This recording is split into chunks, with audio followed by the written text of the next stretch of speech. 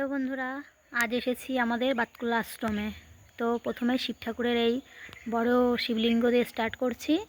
তো এখন মেন গেটে আছি, মেন গেট থেকে এই ভেতরের দিকে ঢুকছি শিব ঠাকুরের ওখানে। এই যে ভেতরটা, শিব মন্দিরের ভেতরে দুর্গা মন্দির, কালী মন্দির, জগন্নাথ মন্দির সবই এর ভেতরে আছে। ভবতারিণী, এটা শিবলিঙ্গ, দোতলার উপরে শিবলিঙ্গ আছে, উপরটাও নিয়ে যাচ্ছি আমি। তো এইগুলো সব মহারাজরা থাকে, প্রভু মহারাজরা এর ভেতরে থাকে এখানটায়। এই যে চলো দেখতে থাকি তোমাদের নিয়ে। এইদিকে সব ঠাকুর ঘর পেছনে আছে, এইগুলোতে সব ঠাকুর থাকে। এগুলো সব ঘর বন্ধ, এখন দুপুরবেলা করে এসেছি বলে যার কারণে বন্ধ আছে। তারপর শিবলিঙ্গের ওপরে উঠছি আমরা, দোতলায় উঠছি। উঠে দেখো শিবলিঙ্গ দেখাই, কত বড় শিবলিঙ্গ দেখো। এটা আমাদের বাতকুলার মধ্যে 1 নম্বর শিব মন্দির, অনেকটাই বড় এবং দোতলার উপরে আছে। ঠিক আছে, উপরটা উঠি, দেখো সিঁড়িটা দেখো কত খাড়া। আয় উঠবি, পড়ে যাই। উঠা ভালো লাগে, নামা ভালো না, পড়ে যাবো নামতে গেলে।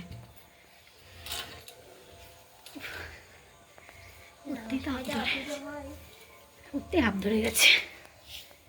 এই দেখো ওপরটায় উঠেছি। যখন জল ঢালে তখন এর উপরে শিবলিঙ্গের সাপটা থাকে। আপাতত এখন রাখি নেই, কেননা এখানে একবার শিবলিঙ্গ অনেকটা বড় ছিল, চুরি হয়ে গেছে ওই সাপটা, তার কারণে। দেখো সিঁড়িটা দেখো কতটা খাড়া।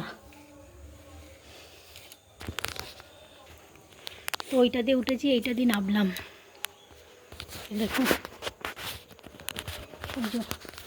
নেমে যাচ্ছি, এটা পিছনের এই দিকটায় করে।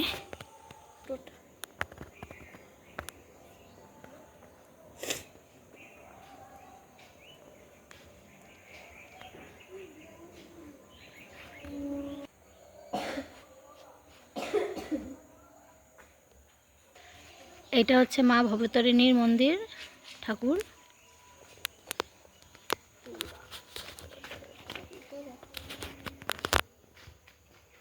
এই যে মা ভবতারিণী, এটা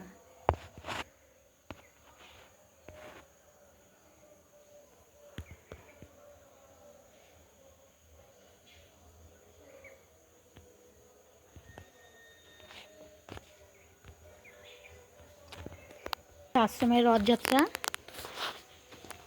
রথের সময় বছরে একবারই বের করে, বাদ বাকি টাইম সবসময় এখানে আটকা থাকে রথযাত্রার রথ।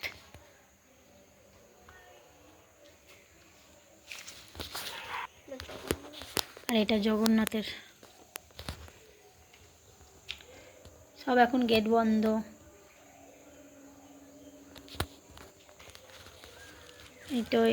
এটা স্নান যাত্রা, মানে ওই পাশ দিয়ে ঘুরে যেতে হবে, এই পাশ দিয়ে ঘুরে যেতে হবে। পেছনে আছে আমাদের আশ্রমের পুকুর, এখানে সব রকমের স্নান করায়, সব কিছু করায়। এই পাশে পুকুরটা আছে, পুকুরের ওইখানে। চলো পুকুরের ওখানে নিয়ে যাই। এটা স্নান যাত্রার রাস্তা, এখান দিয়ে চলে গেল পুকুর, চলে যাবে পুকুরের পরে মাঠ। দেখো বন্ধুরা, স্নান যাত্রা দেখতে দেখতে মাঠে শস্য হয়ে গেছে, শস্যের কত সুন্দর ফুল ফুটেছে দেখো। শস্যের ফুলের পাশে কলা বাগান।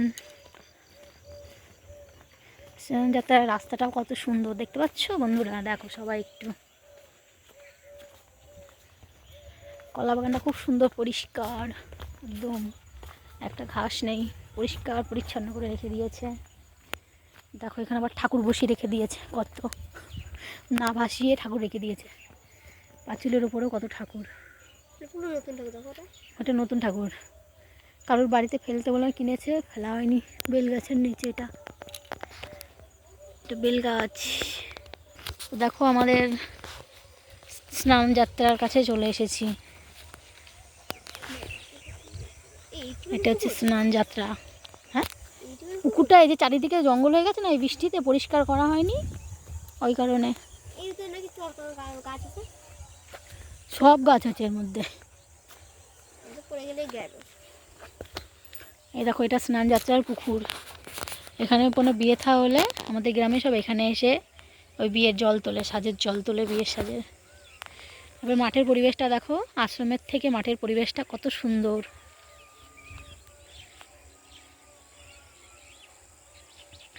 যারা যে বিচুলির হুড়া নিয়েছে, হুড়াগুলো আগুন ধরে দিয়েছে। কত সুন্দর লাগছে মাঠটা। এটা আমাদের পেছনে, মানে আশ্রমের পেছন দিকে, ঠিক আছে? এটা আমাদের আশ্রমের পেছন দিকের মাঠ।